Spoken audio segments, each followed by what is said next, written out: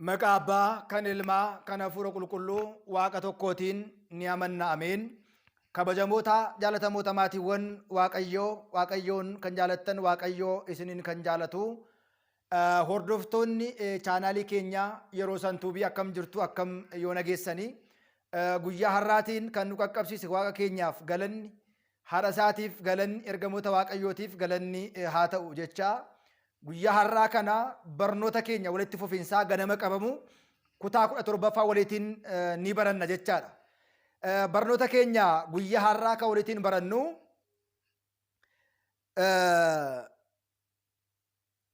hafuura mastafaaqirii jaalalaa fi gaa'ela gidduutti kan jedhudha. Yeroo darbe akkuma ilaalle hafuura mastafaaqir jechuun namoonni gara mana xonqaayii deemuudhaan jaalalaaf jecha namoota isaaniin hin feene akka isaan fedhaniif fedha isaanii malee booji'amanii qabamanii gara isaanii akka dhufaniidhaaf kan namoonni hojjechiisanii. Hafuurri kun hafuura dabtaraa, hafuura xonqaayii yookiin immoo hafuura hamaa hojjetamudha jennee ilaallee jirra. Guyyaa har'aa kana hafuurri mastafaaqirii jaalalaa fi gaa'ela gidduutti ga'ee inni qabu yookiin immoo wanta inni raawwatu kan jedhudha. Waliitiin kan laallu kutaa 17ffaa. Chaanaalii keenyaaf haaraa kan taatan sabiskiraaybii gochuu akka hin daganne, warreen haaraa taatan laayikii fi sheerii gochuu hin dagatiina. Yeroo baay'ee hin jedhama. Egaa namoonni fedha qabdan yaada kana irratti hirmaattanii yaada kana ajajamuun dirqama ta'a. Egaa hafuurri mastafaaqir jechuun dirqoodhaan akkuma nama dubara fedha ishee malee buutee fudhatee galuu jechaadha. Egaa naannaa butiin naannaa baadiyyaatti yeroo baay'ee ni jira. Baay'ooliin keessan naannaa baadiyyaa kan taatan kana ni beektu jedheetanii kana yaadu. Egaa guyyaa har'aa kana hafuura mastafaaqirii jedhu waliitiin ni ilaalla. Hafuurri kun gaa'ilaa fi jaalala gidduutti hojiinsaa maalidha yookiin immoo ga'eensaa maalidha kan jedhu waliitiin ni baranna jechaadha. Jalqabatti bara kana keessa fedhaa fi kaayyoo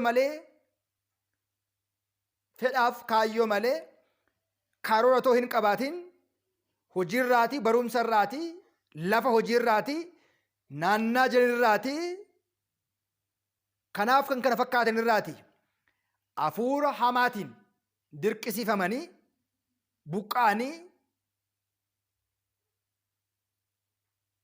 karaa tokkos karaa biraas hafuura jaalalaa jennu kana yookiin immoo mastafaaqir jennu kanaatiin butamanii gaa'ila isaan gaggeessanidha jedha. Namoonni baay'een lafa jiran bakka jiran irraatii otoo hin beekamiin, otoo hin yaadamiin dirquudhaan fedha isaanii malee barumsa irraa, hojii irraatii, lafa jiran irraatii akkuma nama dubara butuutti butamanii gaa'ila hin feenetti karoora gaa'ilaaf hin qabne irratti galanii rakkoon baay'ee isaan qaqqabaa jedha. Namoota baay'ee qaqqabeera waan ta'eedhaaf. Kunis miidhaa daabiloos yookiin immoo dirqisiisuu daabiloosii fi kallattii inni ittiin ilmaan namootaa ittiin qabudha jedha. Egaa akkuma beekamu fedha malee gara gaa'ilaatti galu, fedha malee bultoo ijaaruun kun yeroo baay'ee kan mul'atu karaa kanaani jedha. Fedha malee erga bu'uura hin booda gaa'illi kun walitti dhufeenya jaalala gidduu jiru humna seexanaatiin kan dhaabbate gaafa ta'u yeroo kamillee balaadhaan yoo ta'e malee kan walirraa fagaatan hin ta'anii jedha. Namoonni yaada kanaatiin dirquu kanaatiin gara tokkotti dhufan jireenyi isaanii milkaa'es milkaa'uu fi baates guuteefis guutuu baateefis waamicha waaqayyootiin malee walirraa fagaachuun baay'isee hin mul'atu jedha. Hafuurri kun ergamni isaa hafuura jaalalaa, hafuura buttuu yookiin immoo buttii waan ta'eedhaaf namoonni halkanis ta'e guyyaa nama sana yaaduudhaan akka yaadan argachuudhaaf yaaduu, hawwuu, bakkaa fi iddoo inni jiru sana deemanii dirqiidhaan bakka sana dhaquun illee hojii qabatan adda kutanii karoora qaban dhiisanii nama kana barbaacha deemuu taasisa. Egaa hafuurri kun hafuurri mastafaaqirii jennu kun inni hojjechiise hin jaalatamaa, hin barbaadamaa. Inni irratti hojjetame garuu hin jaalatamu, kabajas hin qabu. Akka barbaade yoo godhe, yoo miidhe, rakkoo irratti yoo qaqqabsiise namni kun na miidheera irraan fagaadhaa. Hojiinsaa gaariis ta'e gaarii ta'uus baate jedhanii yaaduun otoo hin jiraatin dirqamaan isa faana jiraachuudha. Inni irratti hojjetame kun jaalalama kanaatiif jooruu rakkoo hin taane gatii hin taane isaaf baasa. Inni irratti hin hojjetamne immoo akka barbaade godha jechaadha. Inni biraan biyya fagoo fagaatanii ganna bona dukkana otoo hin jedhiin ifa otoo hin jedhiin dirqama hafuurri daabiloositti kenne kana bahuudhaaf sa'aatii inni itti barbaadutti, sa'aatii namni kun itti barbaadutti, namichi barbaades barbaaduu baates walumaa gala ija jabummaadhaan akka isaan deddeebi'an isaanin dhidhiibaa jedha. Akka isaan hin sodaanne, ija jabummaa akka isaan qaban, qaanii yookiin immoo saalfii kan jedhamu akka isaan hin qaban isaan taasisaa jedha. Inni biraan hafuurri kun erga beekame, erga barameen booda amalli isaa waa'ee saalfummaa isaa walitti dhufeenya isaanii akka raawwatan, saalfiin akka hafu, qaaniin akka dhabamu. Kanaaf egaa namni irratti hojjetame kun saalfii tokko malee, qaanii tokko malee, namni na arges namni na argu baay'ee otoo hin jedhiin nama kana barbaacha ifumaan ifatti hojii hin taane gaafa hojjetu namni otoo argu, namni itti kolfes kolfuu baatus eenyummaa isaa kan amma dagachuu ga'uudhaan kabaja isaa dhiisee saalfii dhiisuudhaan nama kana faana akkuma barbaade ta'aa jechaadha. Isa kanaafidha namoonni baay'een maalliitiin akkamittiin intalli kun amma maalsaa agarteetu isa faana akkas taati, mucaan kun maal shilaalet akkas taati. Yeroo tokko warreen hojii kana hojjetan kaleessas yeroo darbes akkuma laalle kutaa 16 irratti inni hojjechiisu baay'eensaa ishee qabeenya qabdu irratti, ofii fokkisaa ta'ee ishee bareedduu irratti, ofii hiyyeessa ta'ee ishee qabeenya qabdu. Yeroo tokko maal jedhama, amma maaluma isaa laalteetu mucaa kana faana kan isheen akkas taate, maaluma ishee laaleetu mucaan kun ishee faana kan akkas ta'e jedhamee namoonni yeroo dubbatan yeroo baay'ee dhageenya. Rakkoonsaa garuu jarri kun bareedina walii, miidhagina walii ilaalee otoo hin ta'in inni yookiin miidhagina ishee ilaale, iseen yookiin immoo qabeenya isa laalte, inni yookiin immoo qabeenya ishee ilaaleetu hojii hafuura hamaa kana hojjechi. Namoonni immoo akkas jedhu, maal isaa laalteetu amma isa faana gaa'ela uummatte, maal isaa laalteetu intalli kun isa faana akkas taati, maal isaa laaltee namicha kana maal isaa jaalatte jedhanii namoonni gaafa dubbatanii dhageenya. Garuu mucaan kun fayyaa ishii miti, intalli kun yookiin immoo ilmi kun jarreen lachuuyyuu nagaa isaanii miti, hafuura seexanaati kan isaan joorsaa jiru. Haa ta'u malee sirriitti yookiin immoo fayyummaa akka hin qaban hafuura hamaatiin dirqisiifamanii ta'uusaa, kanaaf hafuura kanaatiin dirqisiifamanii ta'uusaa seexanni yookiin immoo hojiin daabiloos akka gidduu isaanii yookiin immoo isaan irratti hojjetamee jiru wanta isaan beekan tokkollee hin jiru jedha. Inni biraan immoo namoonni tokko immoo dubartittiin yookiin immoo dhiirichi hafuura mastafaaqirii kan jedhamu kana isaan hidhamanii dhiphachuu isaanii, rakkachuu isaanii, rakkoo kana keessa galuu isaanii namoonni baay'een waan hin beekneef yaada kana yeroo kaasan namoota baay'ee ni dhageenya. Egaa hojiin seexanaa akka isaan gammachiisu, cina isaanii daabiloos akka dhaabatu, warra kaan akka dhibamsiisu kan jaalatan namoonni baay'een mataa isaanii of jaalatan hafuura hamaa kanaatiin miidhamaa kan ta'an fayyaa isaanii kan ittiin dhaga'amne ta'uu isaanii beekuun barbaachisaadha. Inni biraan hafuurri kun keessa isaanii galuudhaan dhibbaan dhibbatti isaan to'achuudhaan inni kaan akka itti bashannanu, inni kaan immoo akka itti dhiphatu, inni kaan akka itti rakkatu ni godha. Sababni isaas keessa isaanii kan gale hafuura kana kan isaan qabate hafuura gara jabeenyaan hafuura bineensaa kana hojii daabiloos waan ta'eef waan hin beekneedhaafi jedha. Inni biraan fakkeenya biraa haa ilaalluu jedha. Fakkeenyi biraan dhiirri tokko inni kan ishee jaalate dubartii ishee jaalate fuudhuudhaaf ni fedha. Haa ta'u malee dubarri sun immoo isa fedhuu dhiisuu dandeessi yookiin immoo yaada isaas qabaachuu dhiisuu dandeessi jedha. Namni kun immoo isheetti dhiyaachuu barbaade yoo isaaf milkaa'uu dide ta'uu danda'a hafuurri mastafaaqiriin kan hojjetamu jedha.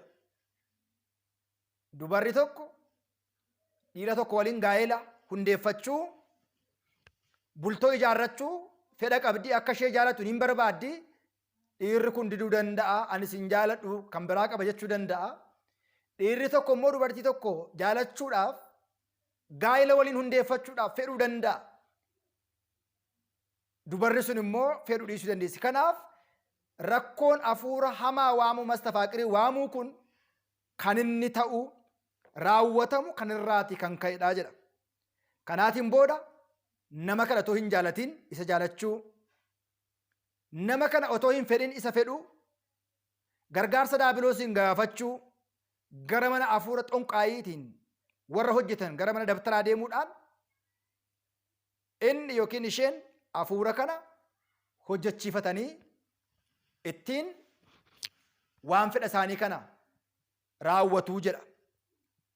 Kanaatiin booda lachan isaaniiyyuu walitti dhufeenyi isaanii kan murtaa'u kan bu'uureffamu seexanaanii jedha.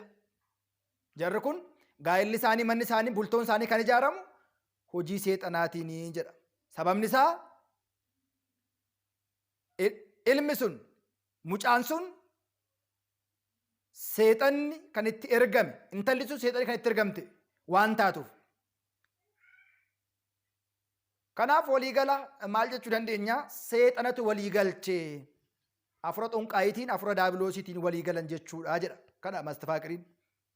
Kana jechuun isheen mucaa sana osoo hin ta'in kan isheen fuute seexana sana, inni mucaa sana otoo hin ta'in kan inni fuudhe seexana sanadha jedha.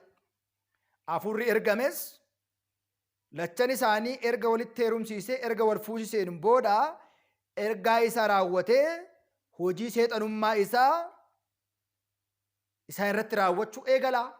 Akka isaan dhibaman, akka isaan dhiphatan, akka isaan fayyaadhaan hin bulle kaayyoo guddaa isaan irratti raawwata. Mallattoo garaagaraa irratti argisiisuu jammara. Kanaan booda walitti buusuu, wal lolsiisuu, walii galtee dhowwuu, gaa'ila isaanii hiiksisuu, akka isaan wal faana ittiin fufne gochuu, walitti bu'iinsa uumuudhaan akka tokko tokko dha'ee dhiigsu gochuu, ilkaan akka cabu, harka akka cabu gochuu. Inni biraan immoo balaan guddaan isaan irra qaqqabu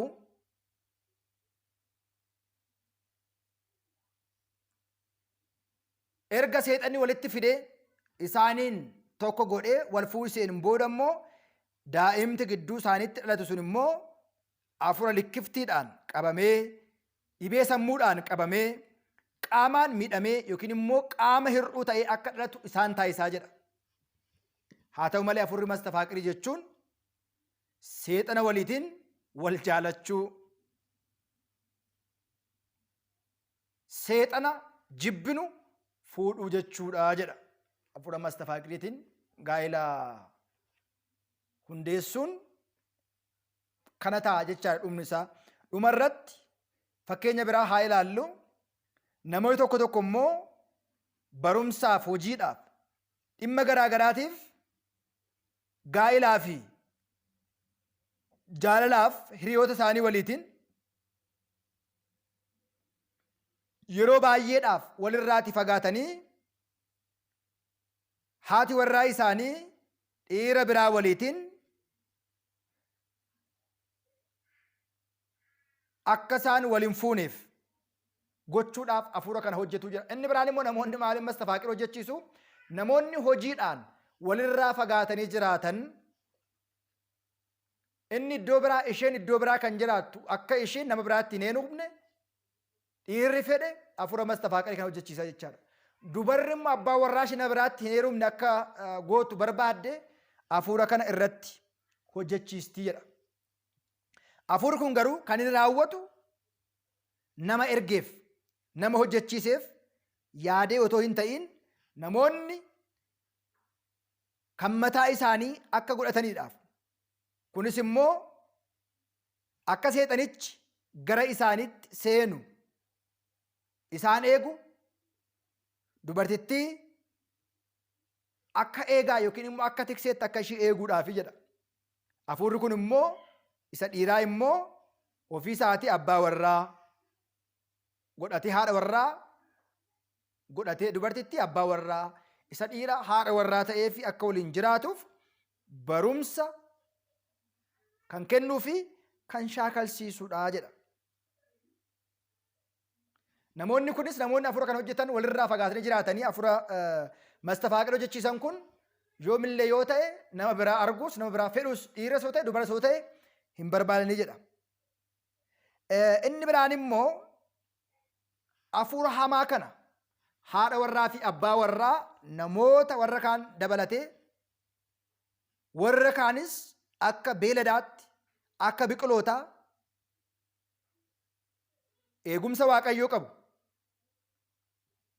Garuu warreen hafuura kanatti makaman eegumsa waaqayyoo dhabaniitu eegumsi daabiloos isaan faana ta'a. Yoo barbaade hin jiraachisa, yoo barbaade akka barbaade, yoo barbaade isaan qora, yoo barbaade immoo waan barbaade gochuu danda'a. Egaa hafuurri mastafaaqirii kun akkuma ibsame baay'ee hamaadha. Waaqayyoon kan jaalatan hundumaa waaqayyoon isaan eega. Faaruu 144 lakkoofsa 20 cuftuu kee 145 irratti waaqayyoon warra jaalatan waaqayyoon isaan eegaa jedha. Egaa kanaatiif warra waaqayyoon sodaatan waaqayyoon isaan eega. Warra immoo waaqayyoon hin sodaanne waaqayyoon isaanin eeguu hin danda'u. Fakkeenyi biraa yeroo ilaallu kan nama hinaafsisu tidaarii yookiin immoo gaa'elatti kan nama hinaafsisu hinaaffaa abbaan warraaf haati warraa qaban akka isaan wal lolaniif akka isaan wal diiganiif jedhee akka wal ajjeesaniif dubartiin tokko dhiira tokko irratti dhiirri tokko dubartii tokko irratti hojjechiisa. Fakkeenyi bara mastafaaqiriin kan inni hojjetamu abbaa warraaf haati warraa akka isaan wal lolan, akka isaan wal jibban, akka isaan wal faana hin jiraanne, akka isaan tokkummaan hin jiraanne gochuudhaaf namoota qaama biraa irraati isaan irratti hojjechiisuudha jedha. Hafuurri mastafaaqirii kun leelaaw haadha warraa isaa wajjin yeroo inni ta'utti baniinsa haasaa kan ta'u dubbiin sun jalqabaa hundumaa hafuurichi dubartiitti ergame kana ni ta'a. Bareedina ishii, ogummaa ishii, dandeettii ishii, beekumsa ishii, miidhagina ishii, gaarummaa ishii, guddummaa ishii kanaaf kan kana fakkaate dubbachuudhaan ragaa bahuu jedhees immoo ishee faana ooluu fi buluu eegalaa jedha. Amma namoonni gaarii namaa gidduutti hafuura kana hojjechiisu.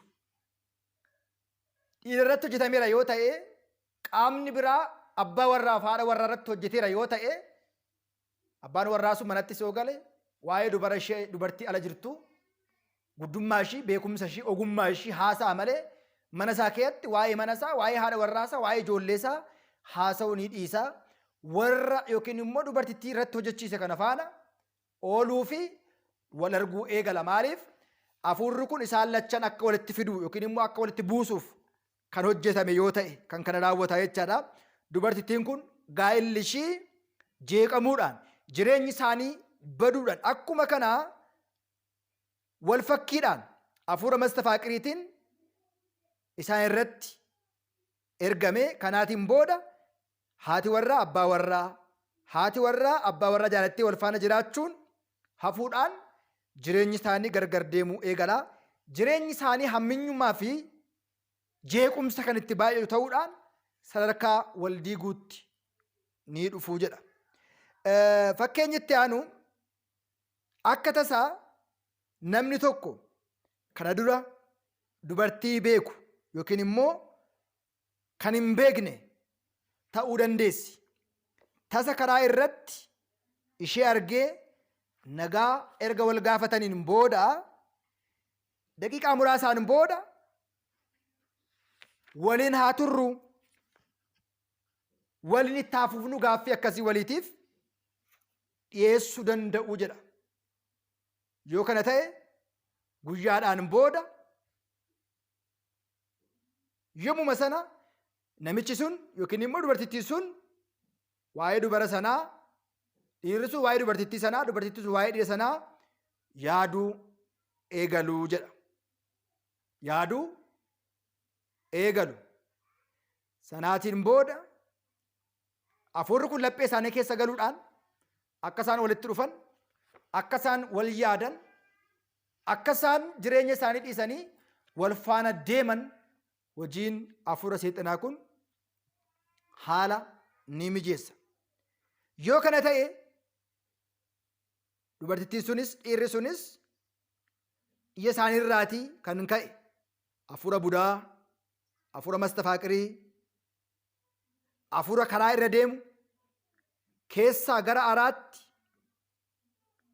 atattamaatiin kan socho'u gara nama kana keessa utaalee galuudhaan adeemsa kana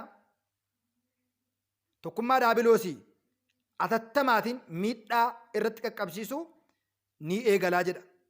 Kunis atattamaatiin kan seenu hafuurri kun mallattoon isaa haaluma itti seene sanaatiin yemmuma sana yookiin immoo yeroo xiqqoo keessatti otoo hin dhiisin gara haala wallaalchisuudhaan xummuranii ba'uu yookiin immoo haala mijataa hin taane isaan quunnamuu danda'a. Kanaatiin booda jireenya cubbummaadhaan jiraachuu eegalu, Waaqayyo irraa fagaachuu eegalu, hojii badaa kana raawwachuudhaan jireenyi isaanii jireenya milkiif gammachuu hin qabnedha jedha. Minaalbaata haalli barnoota keenyaa wal borcaa, wal xaxaa ta'uu danda'a. Oolee bulee nuu galuu danda'a. Sirriitti dhaggeeffachuudha, sirriitti hubachuudha nurraa kan eeggamu. Isa kanadha waan ta'eedhaaf egaa hundumti keessan maalan ture, akkaman ture, jireenyi koo maal fakkaataa, rakkoon kaleessa narra qaqqabaa ture maal fakkaata, har'a immoo wanta dhaga'e irraati maalan baradhe kan jedhu bal'inaatiin hubachuun, bal'inaatiin ilaaluun barbaachisaa ta'a. Lammata garbummaa daabiloosiif akka hin bitamne, ijoollee daabiloos akka hin taane, bittaa daabiloositti qabamne jireenya bara baraa akka hin dhabneef hundumti keenya barumsa kana barachuun barbaachisaadha.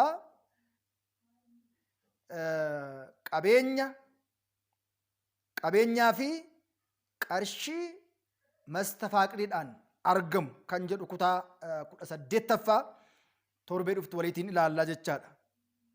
የመስተፋቅር ገንዘብና ንብረት ቀቤኛ ፊ ሆሪ መስተፋቅሪ ከንጀዱ ኩታ 18ffaa waliitiin ni ilaalla. Itti fufnaa egaa barnoonni keenya fuula bal'aa qaba. Naannaa fuula 368 qaba.